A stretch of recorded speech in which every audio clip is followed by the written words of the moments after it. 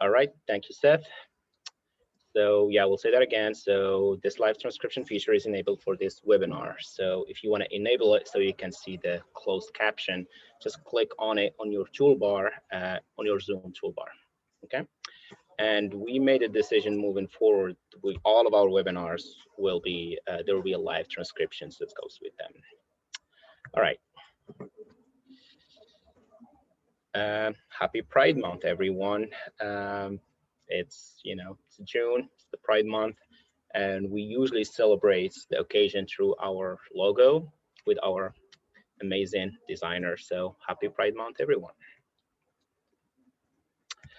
Just gonna go over the agenda and the things we're gonna discuss today. So we're gonna do a quick intro, but like who we are, who I am, what we do. Then we're gonna talk in general about our website taxonomy, not only WordPress, but in general. And then obviously we want to know why is it important. So, and why we are doing all of this. What does it mean? Why do we need to care about this? Then we're gonna talk specifically about WordPress taxonomy. And over the course of this webinar, we're gonna have some use cases for some websites we've developed and some content we managed last few months, like year from now.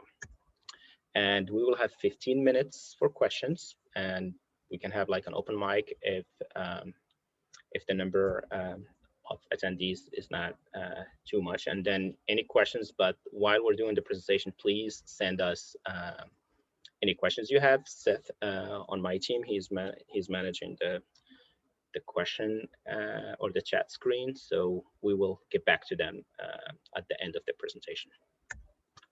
All right, just a very quick intro. My name is Wasim Sadallah.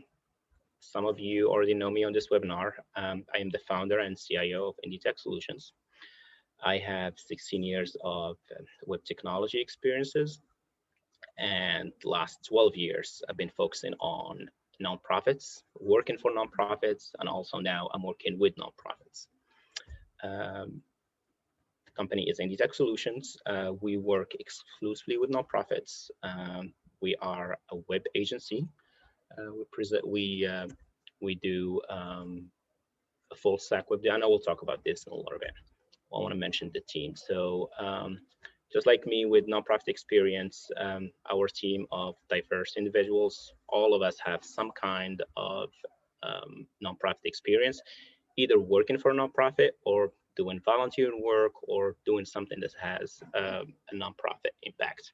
In fact, Seth, who is one of our project managers, he does have his own nonprofit. He manages his own nonprofit, and I will give him a minute to talk a little bit about it.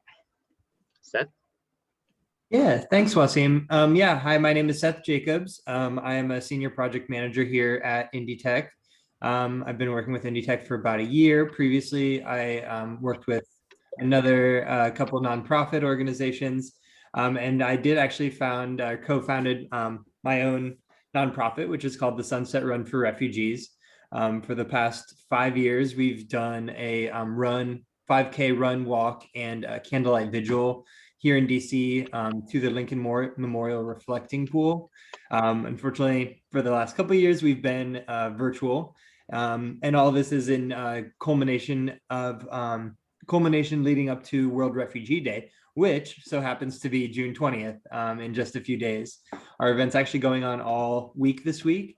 If you're curious to learn more about it, you can check out our registration link here.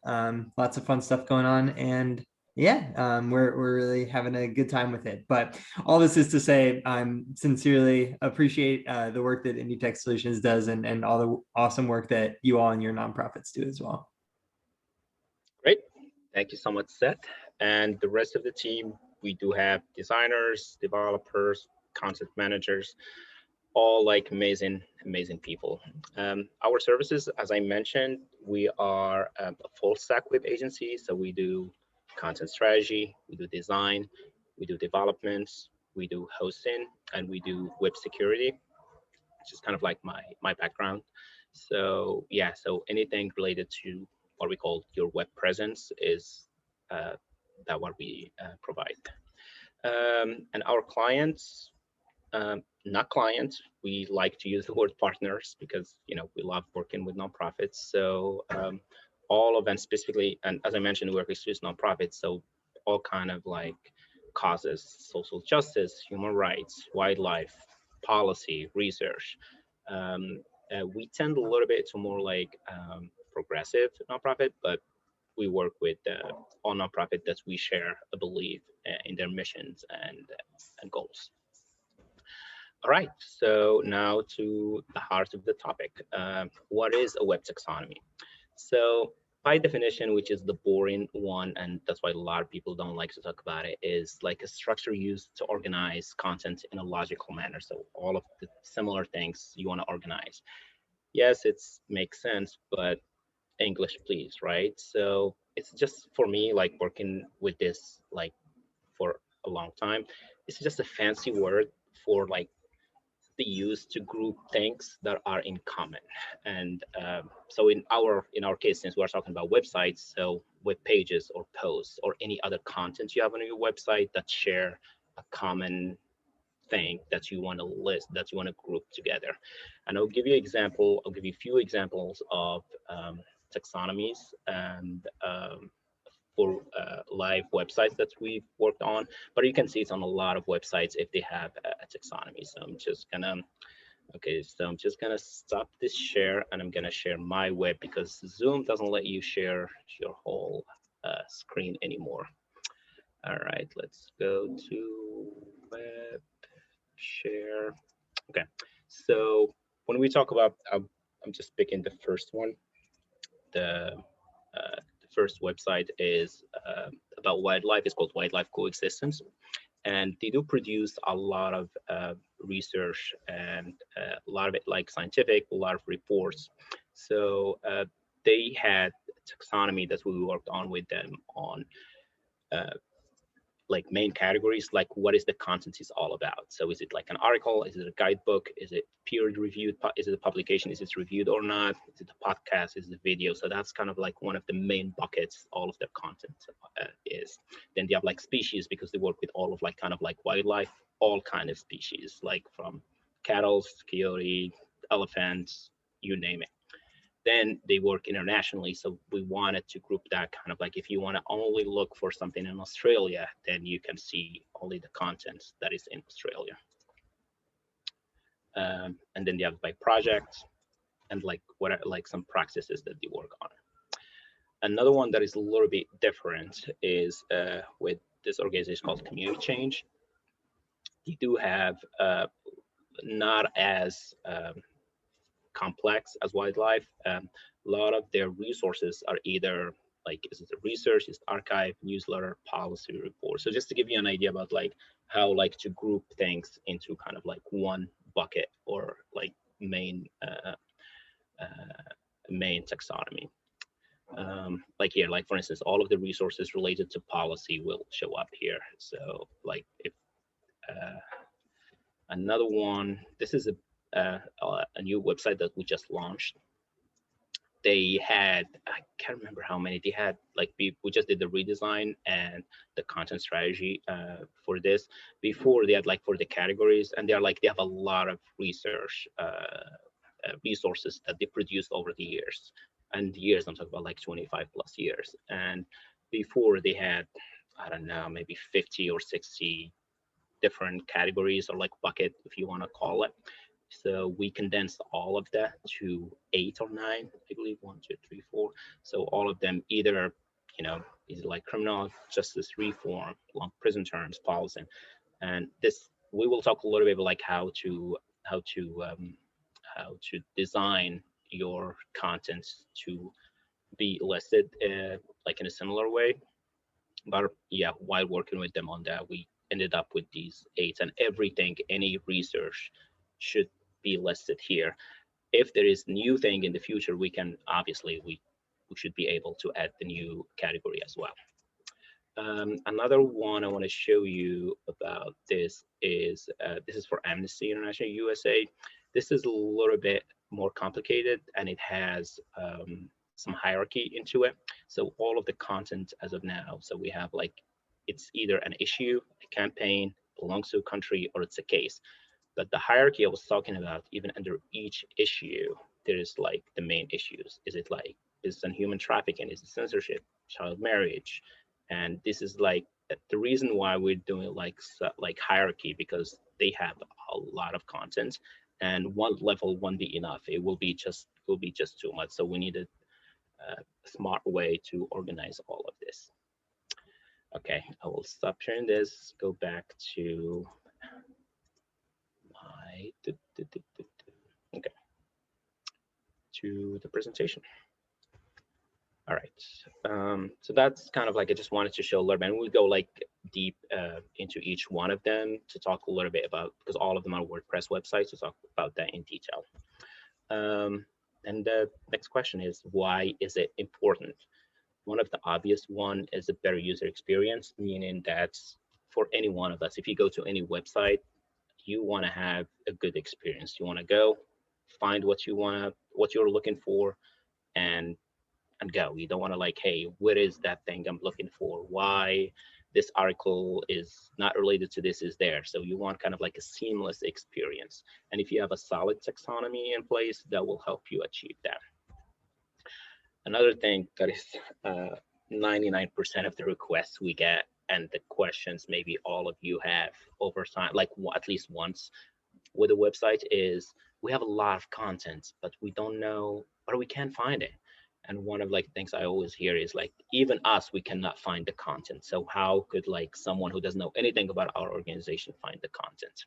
So yeah, that's for any solid search results on your website, like when someone type in something to find the articles related to them. If you don't have a solid taxonomy, it's nearly impossible to do. Then some stats. I just got this from Blue Corona. Like 38% of visitors will stop engaging with the website if your content is not attractive, or like the layout is not attractive, or like your content is not engaging. And this is something we have to talk about. Like at the end of this is SEO relationship with your taxonomy. It's better in a way, but it doesn't mean if you have a good taxonomy, your website will rank high on SEO on like Google and stuff. It will not, but there is a benefit that we will discuss later. Okay, so yeah, and one last thing is, which something I like personally, is when I'm specifically when I go to websites with content heavy, when I'm reading an article about something, at the end, I always expect, personally, I always expect that there will be related content. So if I read an article about immigration reform, then at the bottom, I need to see other articles if I'm interested to learn more about that. And you cannot do that without like a solid taxonomy. And we will go over that as well. All right. Now, WordPress taxonomy. So WordPress does it. There's like out of the box taxonomy system that they have for all of their content. And the default ones consist of categories. So you can list your content. Now you can categorize your content. You can add tags to your content, and you can create some custom categories. We will talk about all of that, and I will show you some use cases for each one of them. Those are the default one. Like the custom categories, obviously you have to create them, but the categories and tags, I believe a lot of organizations should be able to use just those two to for a solid taxonomy. Okay, so just gonna talk briefly, not anything technical, just like what are the categories in WordPress. So think about them as kind of like this big bucket of where you put all of like the main topics of your website. Let's say you are a research, focused organization. Then you're talking about, I don't know, you talk about maybe immigration, talking about taxes, and you're talking about something else. So all of the research, the three buckets will be immigration, whatever. It depends on the organization and the work you do. Another thing I can think about this, if you have a book, I like this analogy. If you have a book, so categories are just like chapters in a book. So, like chapter 1 is about immigration, chapter 2 is about taxes, and so on and so forth. I will give you few examples, but now a little bit in detail about the categories, how categories have been used on a WordPress website for these three organizations. We'll start with the wildlife coexistence, then we'll end up with the Amnesty one, and all of them are using categories in the back. Some of them are using custom made categories. I will highlight that as well. Unfortunately, I have to stop sharing this and share browser.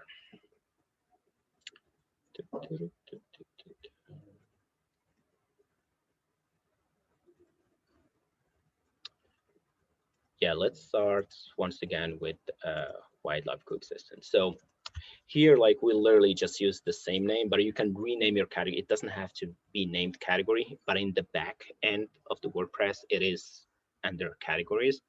And here, like, one of the big buckets for all of the content. So any resource here could be either an article, it's a guidebook, it's a publication, peered or not peered, it's a webinar, it's a podcast, or it's a blog post. And obviously, like when I was talking earlier about the search feature, so, and like how you list, it's just like instant. When you just want to have just the blog post, then you list all of the blog posts. These ones are, because this organization, this project was very specific, so these are custom made taxonomies, because they had, as I mentioned earlier, they work with a lot of taxonomy, a lot of like all kind of like wildlife species. So they needed an extra level of categorizing when I was talking about the hierarchy, because one content could be an article about bobcats, for instance. And the reason why we do something like this, because yeah, if it's flat, it's just going to be like this, like one drop menu will have like 5 million things. That's something you don't want. And one main factor is the volume of the content you have. This, when we developed this, start working on this, this is meant to be one of the largest repository for wildlife coexistent resources. So we needed an extra level of a hierarchy for the content. Obviously, you know, they work internationally, so if you, I don't know, you know, any country, you will see some content for that. And all of these, once again, are either categories or custom-made categories. Community change, that's a little bit not as complicated. There is one level, there is no hierarchy here, and they list all of them because they are not like resource-heavy organization, but they list all of their content in one of these buckets or categories, as we call here. If you notice, it doesn't say category, it just say like resource type, but it's the same in the backend. It's a category. So yep, all of these like follow the branding for this organization. Another one, I mentioned this earlier, is for Justice Policy Institute. We did a lot of work. We spent a lot of work with their content, because this is a research heavy organization. They had like a lot of content. They have a lot of content that they wanted to put on. They want to like rearrange, because like if you look at the older one, it was pretty messy and you couldn't find anything, and all of that, like the classic question, right? All of these, once again, we call, just like the other one, we call them just categories here. Amnesty, once again, we didn't call them amnesty. This is as a little bit different, and there's like a hierarchy, as I mentioned earlier. So there's like the top categories, and then literally in the back end there's subcategories. So under issues, which issue are we talking about? Child holders, and then you get all of the reports about that, or it, you know, it doesn't matter what you're looking for. So, and for content heavy organizations, it's you can't just have like one level. It's just going to be too much. You kind of like want to think about ways how to have like a hierarchy of a source. I tend personally, when working with a lot of organizations, to do like 2 levels. I don't like more than 2 levels, because I like to use text for them. But like 2 levels, kind of like the sweet spot, unless like it's crazy, I don't know, like it's archives.gov or something. Cool. Okay, I will stop. We will take all of the questions at the end if that's okay with you. All right. Let me share my screen again. Yeah, we need a better solution for this. Okay. So that's like the categories like for WordPress. How does it like do it from for like some of the websites we've worked on? Then the next, the second out of the box taxonomy tool that WordPress provide is something called tags.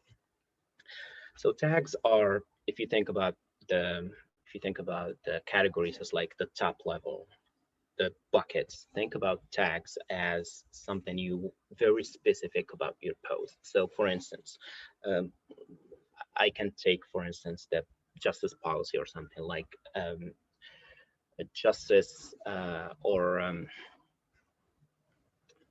prison, like or prison reform, for instance. So that's like a big bucket, but one of the tags could be bail in system, things like that. So something very like more detailed about the content of that you are talking about.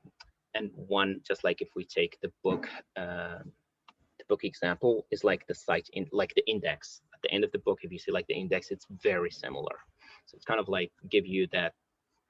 I don't like the micro categorize the content, but it gives you like more control over like how to organize your content. It's a little bit tricky sometimes, like the difference between categories and tags. It requires a little bit of practice, but we do have like some tools that I will show you at the end that will help you with that. And tools are very basic tools, simple, not and free. Um, I will show you some examples of tags so you know what we're talking about. Let's do live. Okay, let's do live first.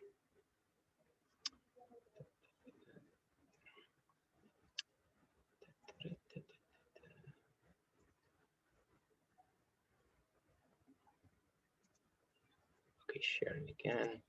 Okay, wildlife. So here for this one, we did not use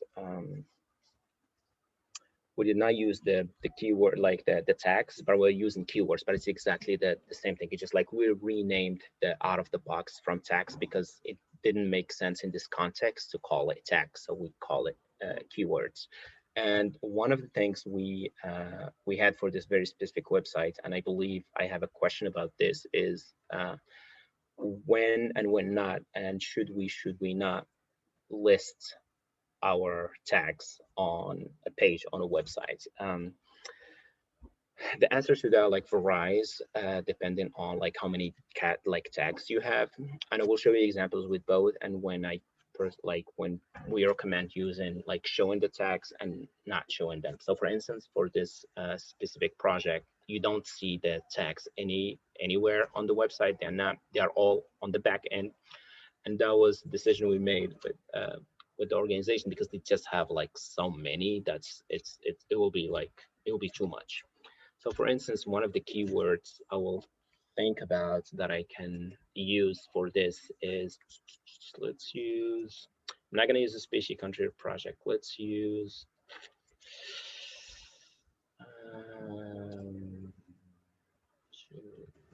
climate. I'm not sure. It's been a while.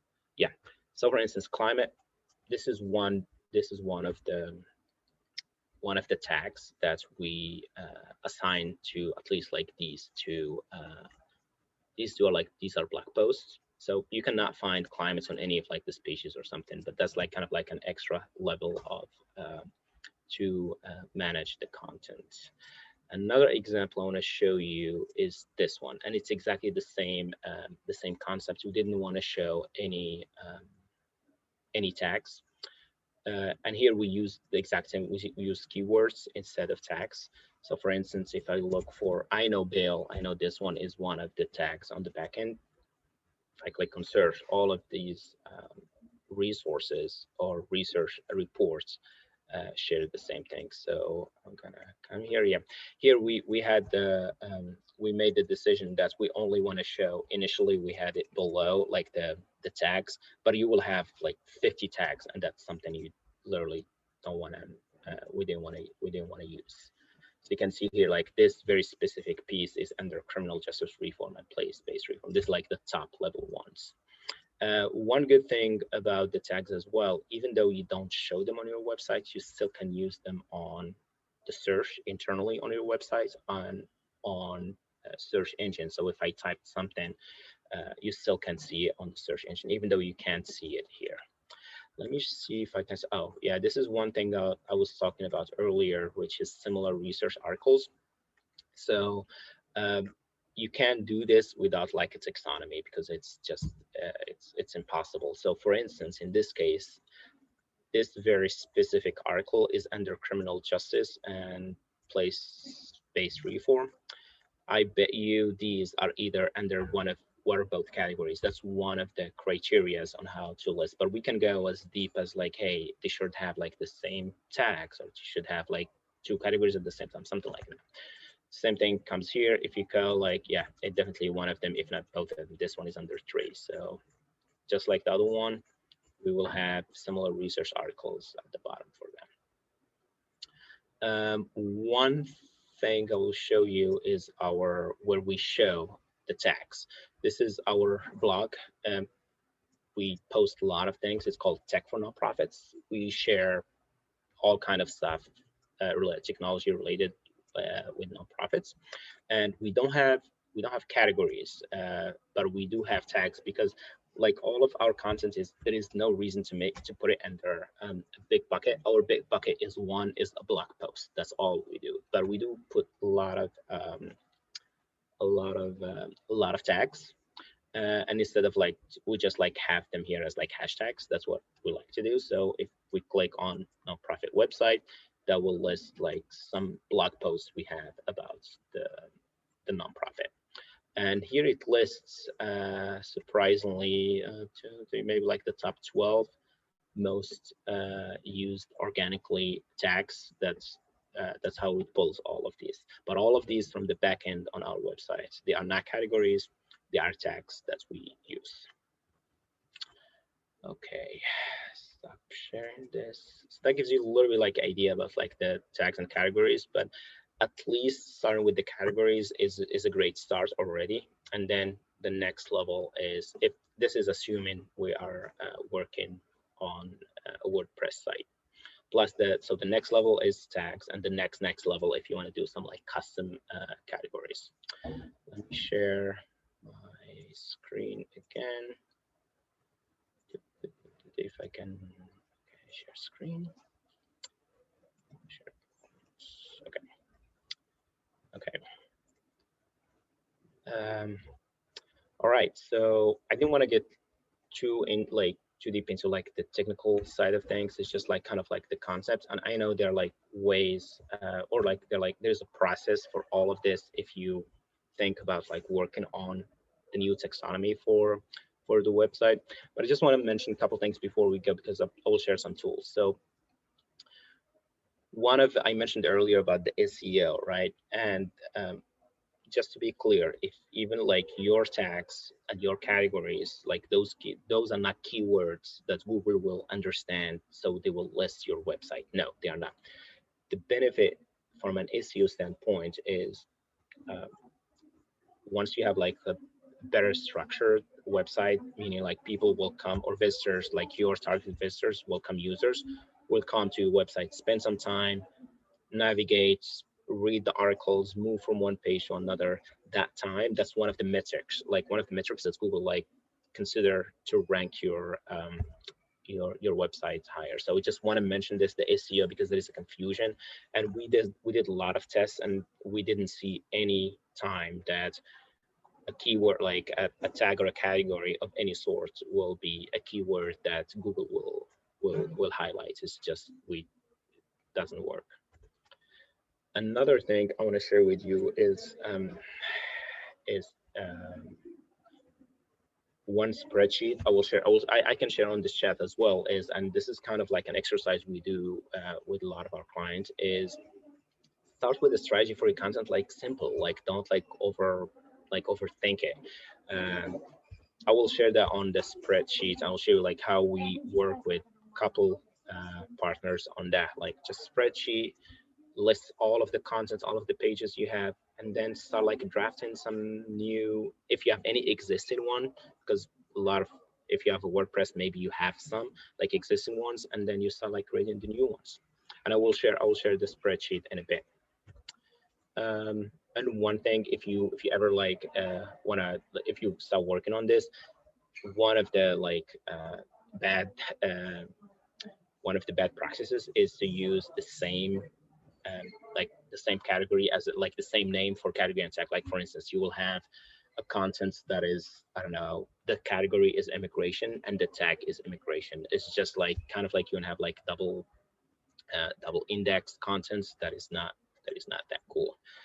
Let me stop this. I'm going to share my screen and I will show you the spreadsheet because I think it's going to be beneficial for a lot of you. Share screen. Share. Okay. So, hey Seth, can you see my spreadsheet? Is that good? Yep, looks good. I just shared it in the chat for everybody too. Oh, great, great. Yeah, so I'm just gonna kind of like, and this you can work on your own with your team.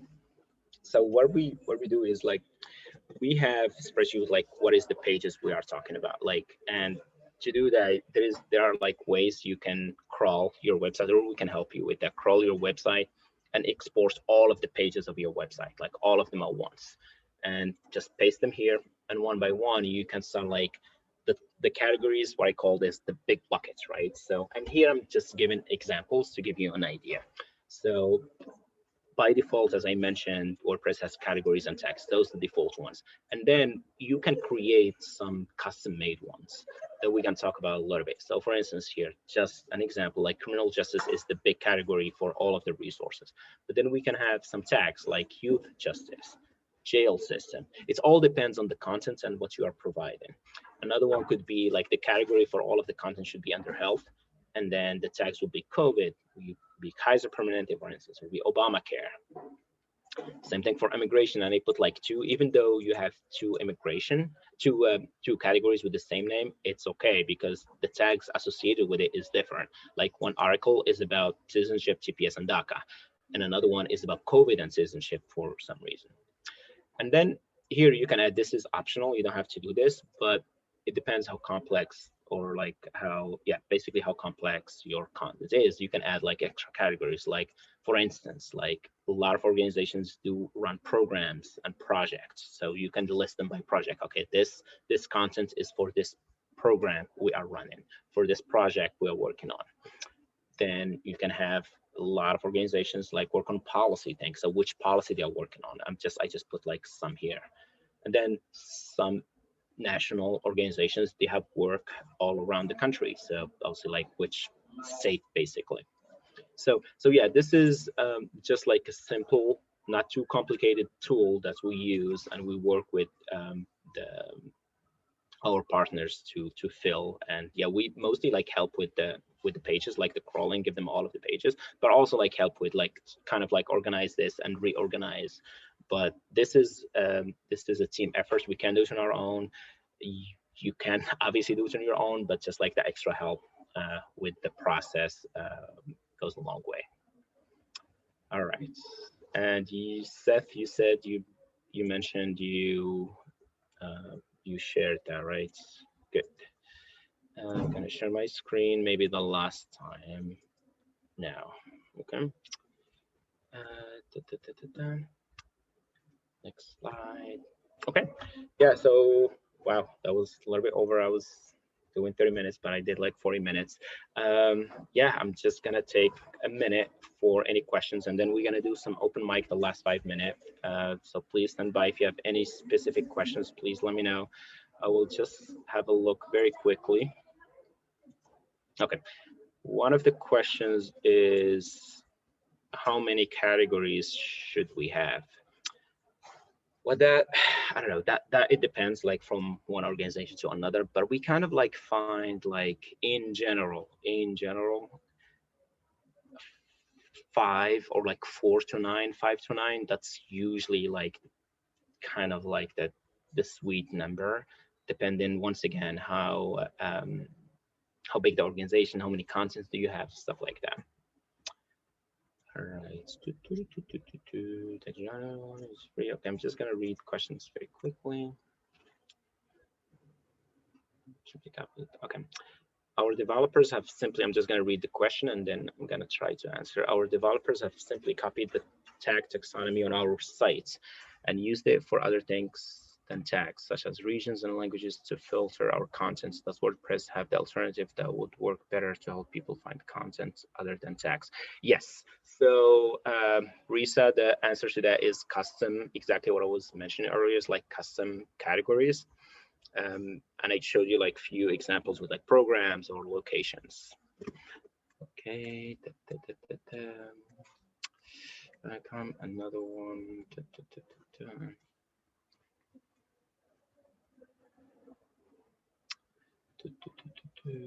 You said there are any wrong ways to configure.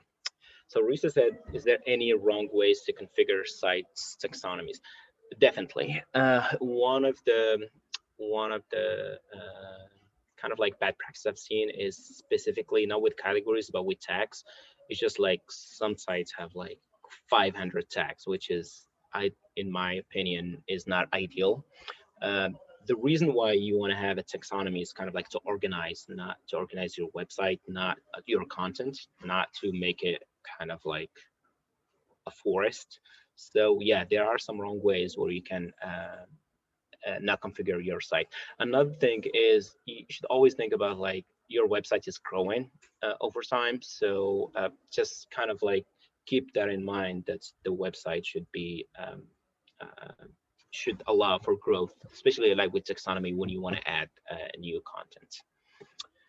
Okay. What else? Let me see. So hard to do all of this at the same time.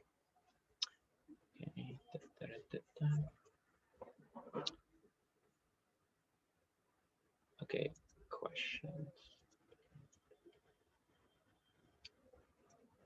Okay. All right.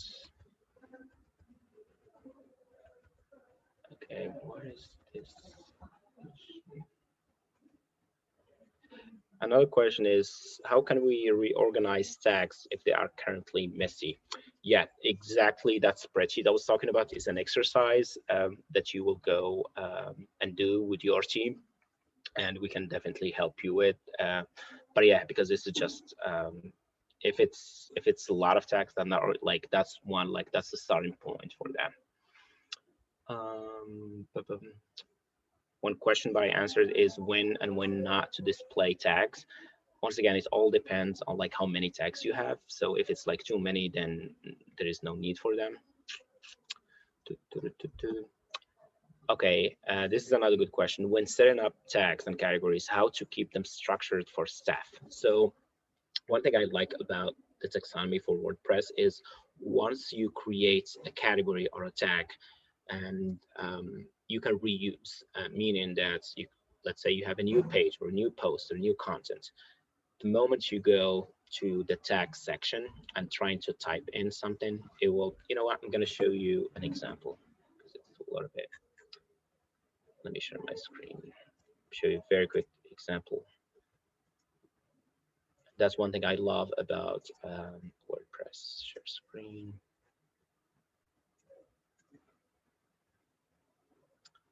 I just need to log in very quickly.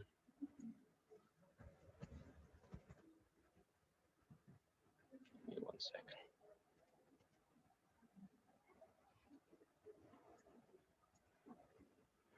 Okay, let's add a new one. Okay, so let's, I don't know, this is a post about, I don't know, web security. So for instance, yeah, I'm writing a post about web security, and I'm using the old text editor. If you like using the new one, that's fine too, because the concept is the same. Yes. So here, like when you see, like as I said, we only like use tags. So if I come here one of the, I can either click like choose like most used tags and all of them are here, or I can, yeah, this one is about web security, so let's do web security. And I love like if you use the tag at least once on your website, any content editors will be able to populate automatically. So just add it, bam, and I can add other ones. I will do like security, for instance, because this, and here we go. I love this about the same thing goes for categories as well. It's just, as I said, we only use.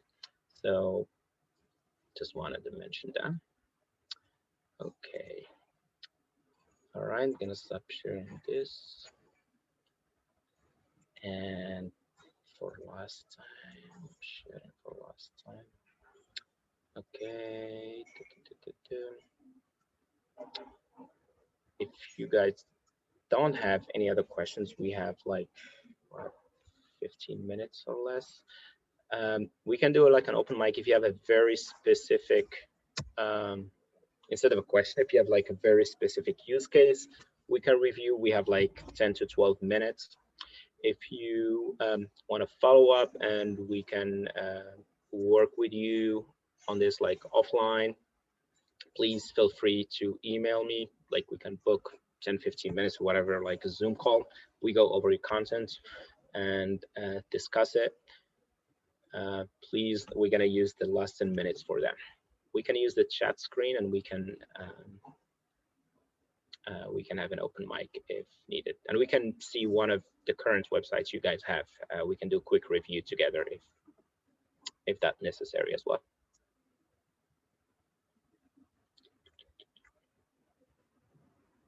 And yeah, let me share my what is the chat? I'm gonna share my email. Or Seth, do you mind like sharing the email or your email as well? And yeah, yep. I'm gonna share my email address.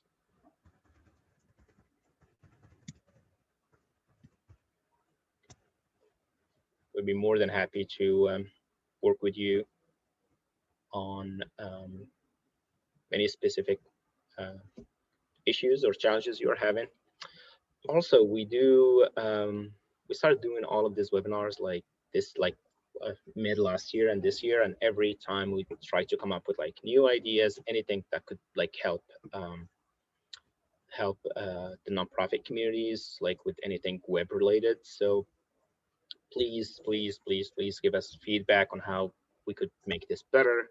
The idea is, so most nonprofits like just be up to date with like latest web technologies and best practices and stuff like that. So please share your feedback, good or bad.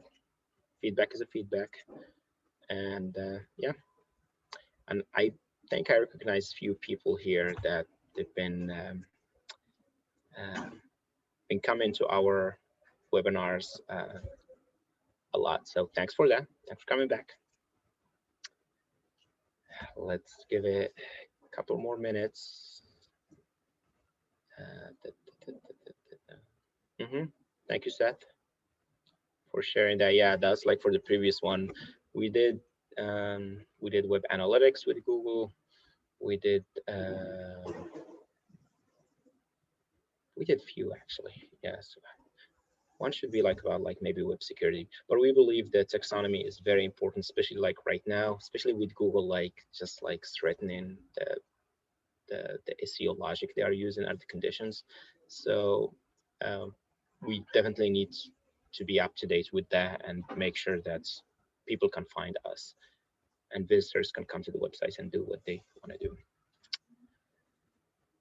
All right, we'll give it 2 more minutes. If there's no questions, I will just want to thank you so much for joining us today. And once again, happy Pride Month. And we will see you in the next webinar, or we will see you on a phone call or something. Yeah, so Mira, I'm just gonna read this. With this simple layout, those blocks are bright about experience like sponsors placements, and you do not have to move to place Okay, yeah, that's a common one. Yeah, we should do this. So Mira said, so her challenge is WordPress and how it's not flexible to make changes. So WordPress by design doesn't do that, but there's like at least one tool we use that will give you kind of like free range, where kind of like the PowerPoint experience. You know, like I love PowerPoint because you can just like drop and drag anything anywhere you want. So we should definitely do that as our next one. Yeah, yeah. Thank you, Mira. Yeah. But yeah, that's the frustration, and also like it's I heard that from a lot of other organizations. Like it's so hard for us to edit our content or change that. Okay, one of the tools we use, I'm just going to list it here, is Elementor. So no, that's not, that's for everyone. And maybe this should be the next webinar. It'll be cool. Well, for them, maybe it's not going to be me personally. Maybe we will have yeah, we love Elementor. Once we discovered it, it's just amazing. Yeah, it will be maybe one of our content managers. She loves it. Her name is Carolina. She loves Elementor. Like she's an expert in Elementor, and that gives you like full control over what to put on your website. All right, and any other questions not related to this topic? We still have like maybe 2 more minutes. I'll be more than happy to cover those as well, since we have that book.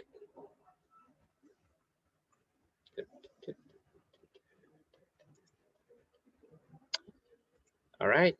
I will give you back maybe 9 minutes out of your time. Thank you once again. Thank you so much for joining the call. We will send you links for the next webinars. And please feel free to reach out to me, to Seth, to anyone at IndieTech Solutions. We'll be more than happy to help you. Thank you and have a good one.